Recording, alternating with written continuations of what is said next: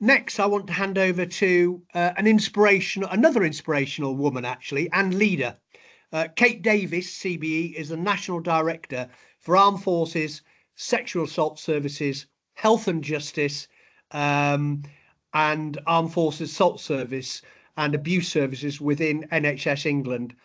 Kate has been at the vanguard of creating national services like Op Courage, Op Restore, and of course the governance wraparound for healthcare in respect of the VCHA and indeed veteran-friendly GP services. She's ensuring inclusive care for the armed forces community. Kate, welcome. Over to you.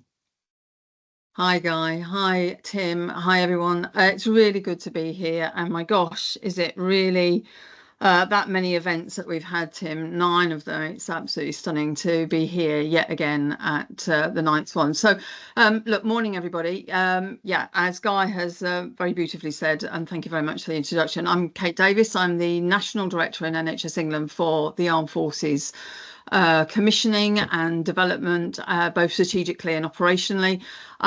Just to confuse everyone, I also have other portfolios. So I'm the National Commissioner for Health and Justice, everything that is commissioned within the criminal justice system, and also in immigration and migration, and also sexual assault services.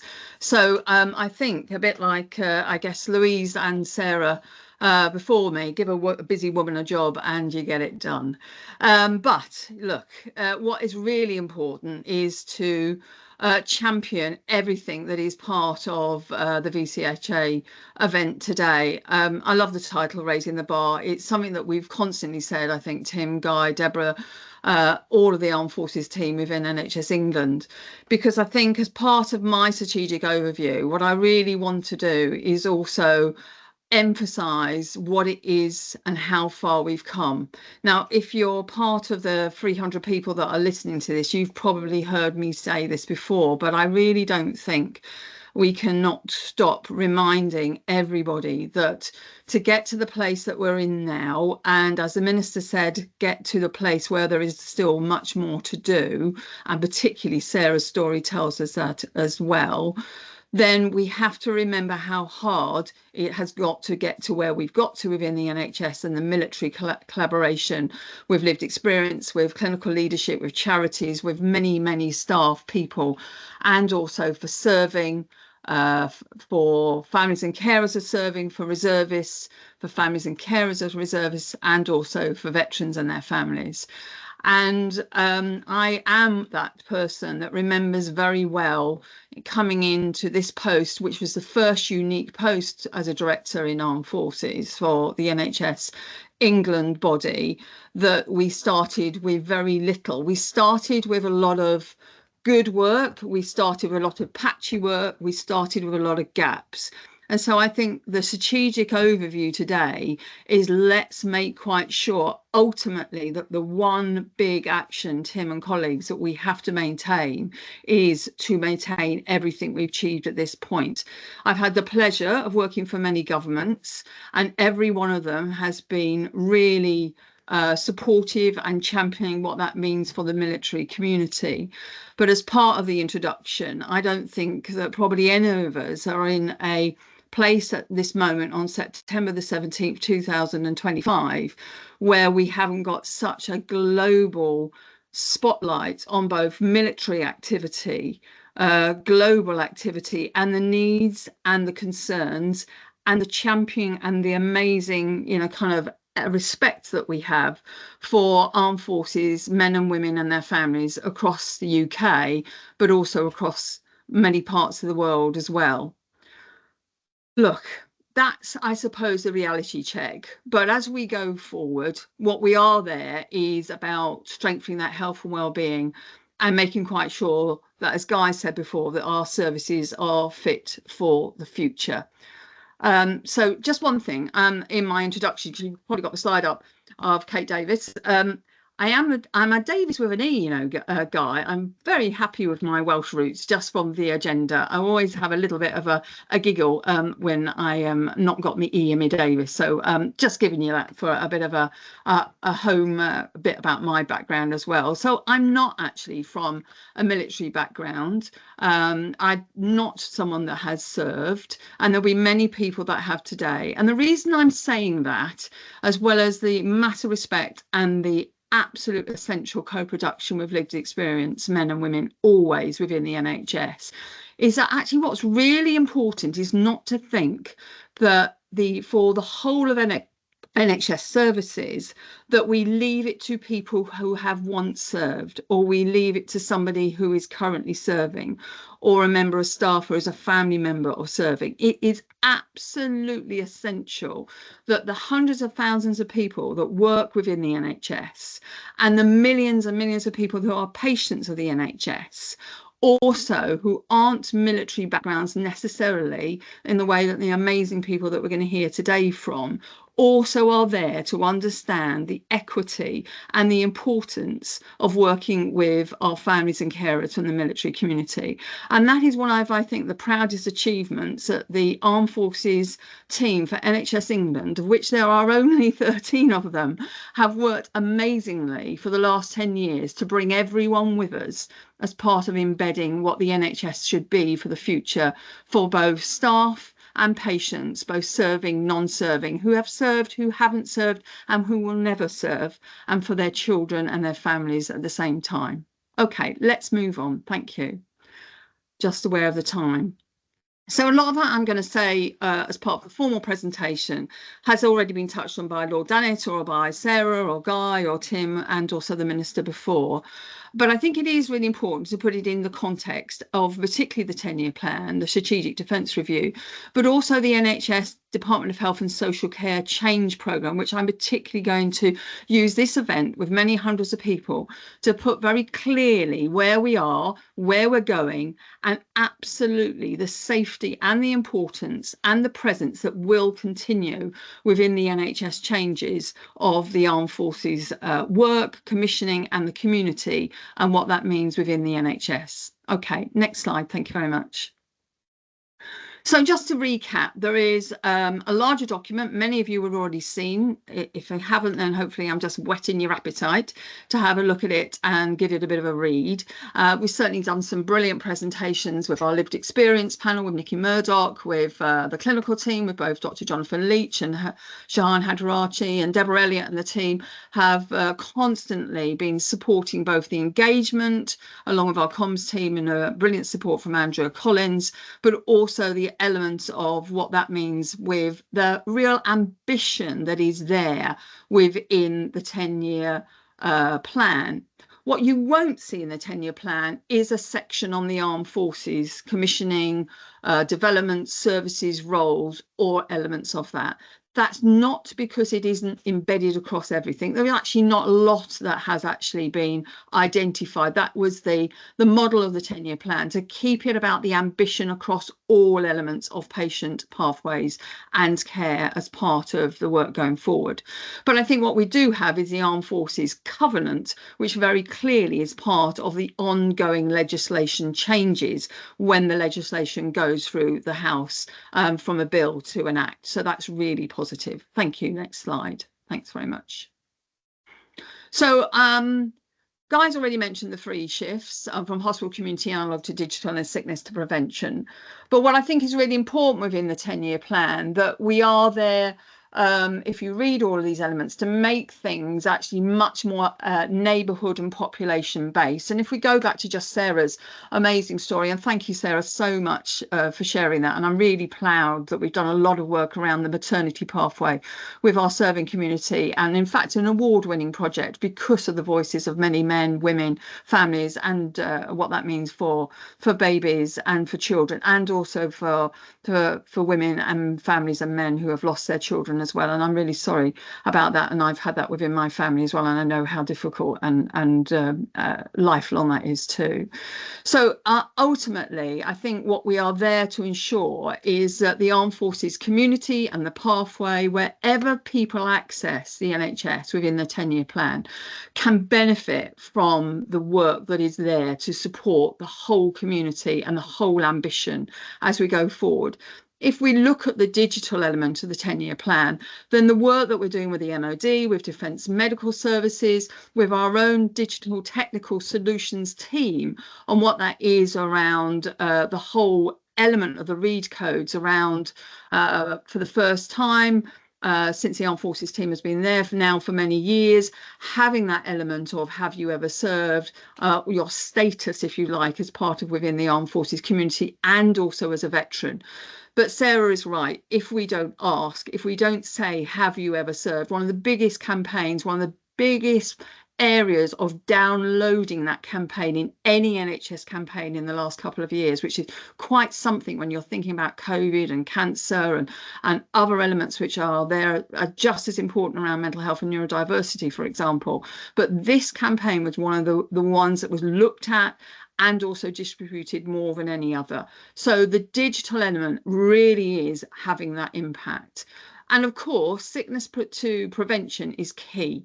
And if you move around the country a lot as a serving man and woman, if you come from transition of serving to being a civilian and you haven't ever necessarily used the NHS services in that way, how are you going to know what it is to do to navigate across acute trusts, across mental health trusts, across primary care and op services? That is so important to make quite sure that that sickness to prevention element is absolutely strong and robust. Thank you. I'll keep going.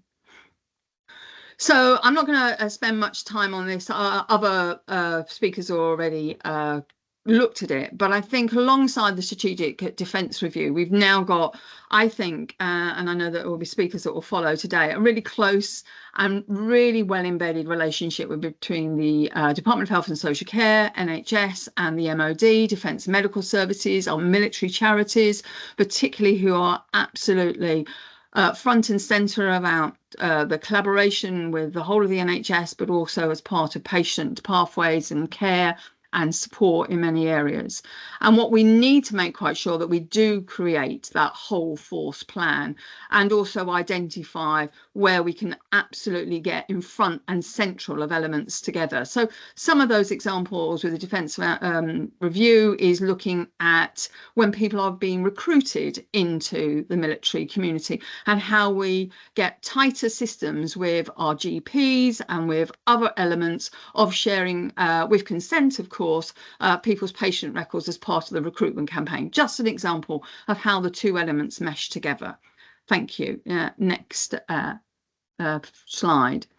So what I think is important for me to do today is to just, as the director responsible for the Armed Forces National Team currently, and also responsible for helping alongside Department of Health ministers and also the exec team in modelling what does the chain programme mean for Armed Forces healthcare. And so what I thought was helpful today, and I'm not going to go through every one of those bullet points, but to give you very clearly what this means going forward. We are now in a period of time where we're working to ensure that the new legislation that is laid also includes and supports the needs of the Armed Forces community and the maintenance and the continuation of an Armed Forces National Commissioning Team, and how that will support everything that we've done, everything that we are looking at with the VCHA, with RCGP accreditation, with what we've done with Courage services, but particularly, as we're going to highlight today, more around how we embed the Armed Forces Covenant across integrated care boards, acute trusts, mental health trusts, all elements of the NHS, staff and patients, but also understand what that means and support and educate it through the amazing National Education and Training Programme, which we're so proud that already has been mentioned, and that Tim and the team and Guy and the team and Deborah Elliott and the team have been developing. And I was very lucky to see some of the products of those modules earlier on this week. And I'm not always an easy person to please. We have quite rightly got to have a high bar. And I have to say the work that is ongoing to make quite sure that we have a nationwide national education and training programme, as highlighted and launched by the Secretary of State Wes Streeting at the 80th VE celebrations, is absolutely going to give the work that it needs to over the next 2 to 3 years in embedding everything that's part of the NHS community, the military community, the patient community, but also making quite sure that the equity and the equality follows therein. So look, we are going to maintain that national team. We're going to maintain clinical expertise. We're absolutely going to maintain what that means around co-production with lived experience and the public patient voice. And we're also going to ensure that we are going to continue that commissioning of high quality evidence-based care. But what is important is that unique partnership relationship that we have with government departments, particularly the MOD, but many other government departments, in order to have a covenant, which is part of employment, in part of health, in part of housing, and part of families, really does support the fit for future element of the 10-year plan. So I hope that gives you the confidence that this will remain a high priority. This will provide the continuity of commissioning care and provision services, but ultimately we will share the load. That is our ambition. That is a job well done, when actually the sharing the load with the new 26 strategic ICBs, integrated care boards, and our military partners, and our lived experience and clinical bodies and charities is completely and utterly understood, so that nobody is going to be left behind or isn't asked, have you ever served, or whether you're a veteran of days or veterans of many, many years, and family members aside. Thank you. I'm just aware of the time, so I will ask for the next slide. Thank you very much. So one of the things that I think is important is that launch of the training and education programme. I know there's a presentation on it later, so I will make quite sure that I give the lion's share of the information to Guy and the team. But it's one of those elements that has come 100% from two key prongs of attack. As Dr. Jonathan Leach would always say, the best way of embedding across the whole of the NHS, what does this mean for armed forces and the military community, is to have elements of care and leadership and support for the armed forces NHS world, which is very bespoke and understands and asks questions. And you do not need to be an expert, but you become curious, but you also become much more patient and staff aware. And then you have an element that is the everyday part of all of our services that we and our families hope to get the best as we possibly can across all elements of the NHS, that also doesn't think that it's someone else out there that's doing this specialism to do with the armed forces, because like safeguarding, it is everybody's responsibility. And also they don't go, look, here's just a leaflet for the latest armed forces charity. Not that I have anything against, obviously, the collaboration and the support and the care coordination with brilliant charities, but it is not good practice for anyone within the NHS to feel that it isn't part of their assistance, their responsibility, their accountability, and also understanding the Armed Forces Covenant. So the training programme has come out of staff, trusts, ICBs, and most importantly, lived experience stories saying, look, we have got to get a constant element of education, training and curiosity to support the population health management, to drive down those health inequalities, the unwanted variation and disadvantage as it's highlighted in this slide, but also to make quite sure that people do understand the unique characteristics of the armed forces community and improve the health and well-being, but also understand that everyone is individual and not to cluster everybody in a stereotype of the armed forces community. The work that we're doing around age, around LGBT, around women, around children and young people, around geography is absolutely key. when people have those healthcare needs and conditions, whether it's maternity pathways, whether it's cancer, strokes, whether it's military injuries, physical or mental health, they are individual to the person, as well as the elements that are part of no disadvantage if you understand the pathways that come from an armed forces family life or an armed forces career. So those statutory responsibilities as part of the Armed Forces Covenant is obviously the bedrock and the baseline that VCHA has been built on, that RCGP accreditation has been built on, that the Op Courage services has been built on, the maternity pathways, a single point of contact for families and carers, the work that we've particularly been done also around sexual abuse and the prevalence of some really difficult situations. But let's remember that most men and women who have been part of or in the armed forces community, who are in the best of health, are amazing men and women who transfer also to be brilliant careers in other parts of industry, the public sector, sport, the universe and beyond. But what we also have to do is make quite sure that we drive out that unwarranted variation, whether that's musculoskeletal, mental health, physical, or everyday healthcare needs that sometimes can have an impact because I once served. Thank you. Next slide, just concluding, Guy, as well. So ultimately, I wouldn't go probably with any presentation, not as a minister as kindly, helpfully already identified, to say that I think the NHS commissioned Operation Courage for mental health and wellbeing support for the armed forces, leavers, reservists and veterans, the Op Restore service around specialist care and treatment for veterans who have service-related physical health and trauma and health, physical trauma and health wellbeing problems, and the non-clinical service for veterans and their families for pre and post custody, both prison custody and police custody actually, have been groundbreaking in making quite sure that they are, yes, bespoke services, but they also integrate well with broader elements of the NHS, of charitable sectors. All of them can't run or work without the collaboration and the co-production and also the co-commissioning as part of those service benefits, and the peer support and lived experience and clinical expertise that they all hold as part of, whether those are CQC standards or whether those as part of clinical standards or whether those as part of making quite sure that we keep up to date with the 10-year plan and fit for future work. Okay, let's move on. I know there's a few stats, I think, just to follow, that ultimately are there just to emphasise if evidence was ever needed, that both numbers and quality of those services are carefully monitored, are supported and ensured as part of accountability and responsibility like any other NHS service, but also done in partnership with our military colleagues, with our MOD and Defence Medical Services colleagues, our lived experience and our clinical teams. And they can do nothing but grow.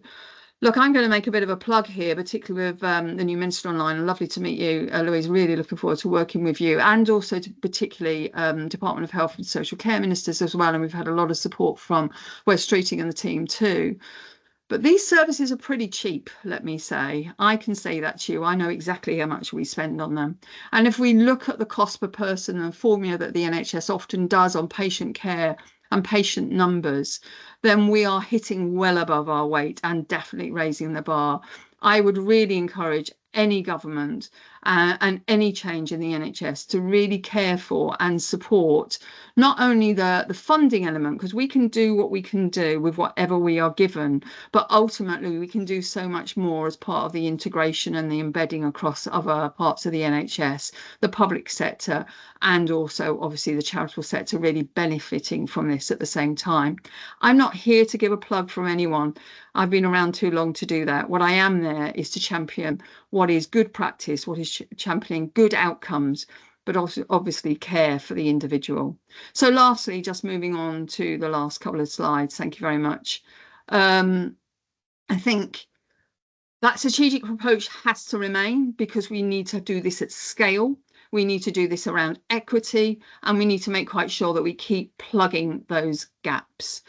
Ultimately, if we increase our knowledge and understanding, our effectiveness and our efficiency, and we absolutely know what the awareness is for the armed forces community, we don't pigeonhole people, but we keep asking the patients, asking the lived experience, asking the questions, sharing and delivering good practice, then I know we will continue to be a nation, both here and overseas, that will do the best we possibly can for our military community. So thank you very much. I think just the last slide is just about questions. Those will come later. I'm afraid I'm going to have to dip off on today. Look, it's lovely to be here. It's lovely to once again work with and champion this amazing piece of work. This conference has always led some groundbreaking stuff. Tim, last year we said we will do a new framework. We said we would do the National Education Programme. We have done all of that and more. So thank you. Thank you very much. And what I would say is that there's very few people I'd share a trench with, but you would be one of them. So thank you very much for that sort of overview.